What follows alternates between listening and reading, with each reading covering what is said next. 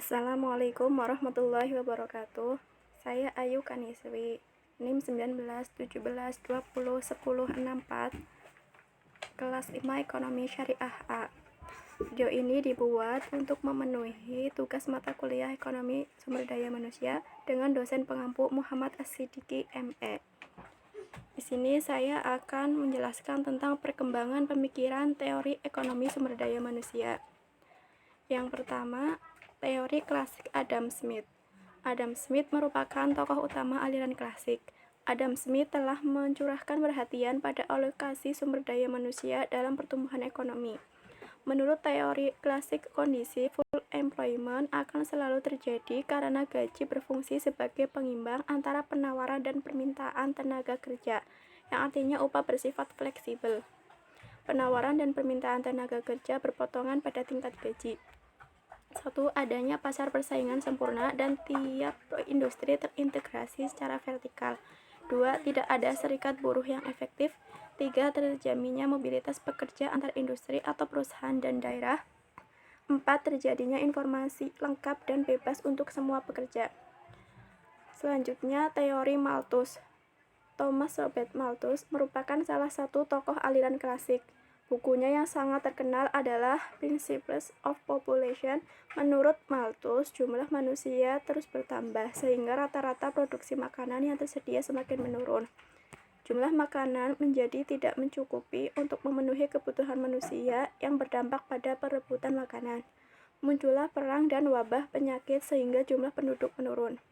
Penurunan jumlah penduduk menyebabkan makanan berlimpah lagi, penduduk meningkat lagi, demikian seterusnya.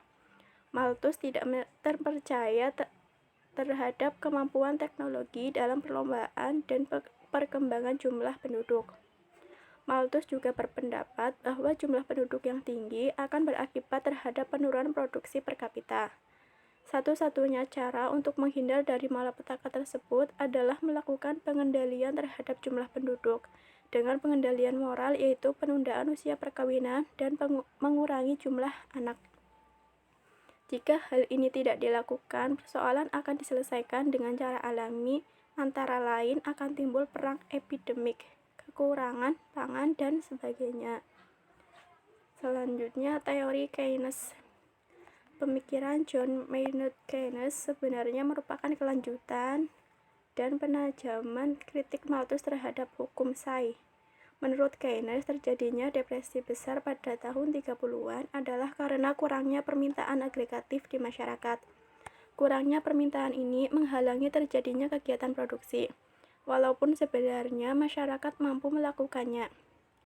Salah satu implikasi dari kebijakan Keynes adalah bahwa dalam jangka pendek agregat demand harus ditingkatkan bila ingin meningkatkan employment.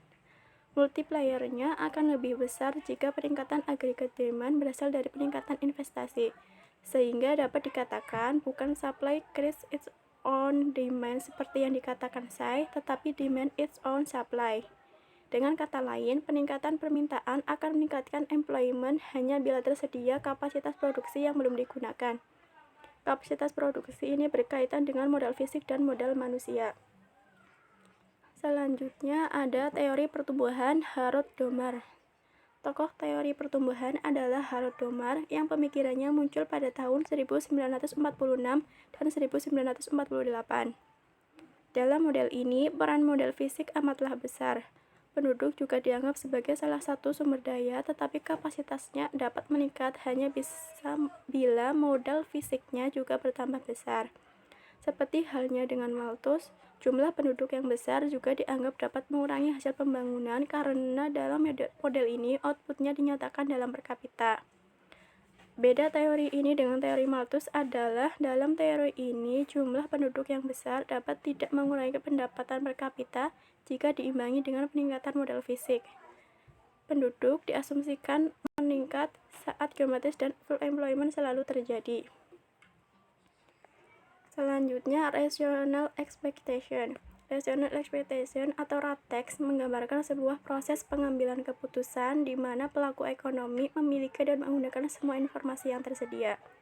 Ketika mengambil keputusan, tidak melakukan kesalahan sistematis dalam memprediksi kondisi yang akan datang. maka deviasi yang terjadi dari prediksi awal hanya akan bersifat random. Deviasi tersebut juga hanya akan terjadi apabila terdapat informasi yang bersifat kejutan atau shock terhadap pasar. Latex banyak digunakan dalam pemodelan makroekonomi, terutama untuk mazhab New Keynesian. Salah satu model yang menggunakan unsur latex adalah New Keynesian Phillips Curve atau NKPC model. Gali dan Monacheli menunjukkan bahwa suatu negara dengan struktur perekonomian kecil terbuka dengan price rigidity akan cenderung mengalami trade-off antara stabilitas kurs dan stabilisasi inflasi domestik serta kesenjangan output. Mekanisme transmisi menunjukkan bahwa kebijakan moneter. Menurut Holden, Peel, dan Thompson, terdapat 3 hal penting yang harus dipenuhi dalam pembentukan latex, yaitu 1. Model latex mensyaratkan faktor pengganggu harus memiliki rata-rata 0. Ketika rata-rata error time adalah 0, maka kesalahan yang dibuat tidak akan bersifat sistematis. Karena kesalahannya bersifat acak, maka tidak akan mempengaruhi ekspektasi di masa yang akan datang. 2. Model latex mensyaratkan varian kesalahan prediksi harus minimum. Hal ini dimaksudkan agar latex dapat menjadi prediktor yang efisien.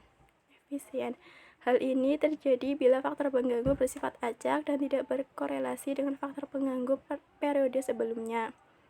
Ketiga, model latex memiliki kesalahan peramalan yang berautokorelasi dan hanya terjadi pada suatu periode ke depan. Yang terakhir yaitu teori penduduk optimal. Teori ini diperkenalkan oleh J.S. Mill.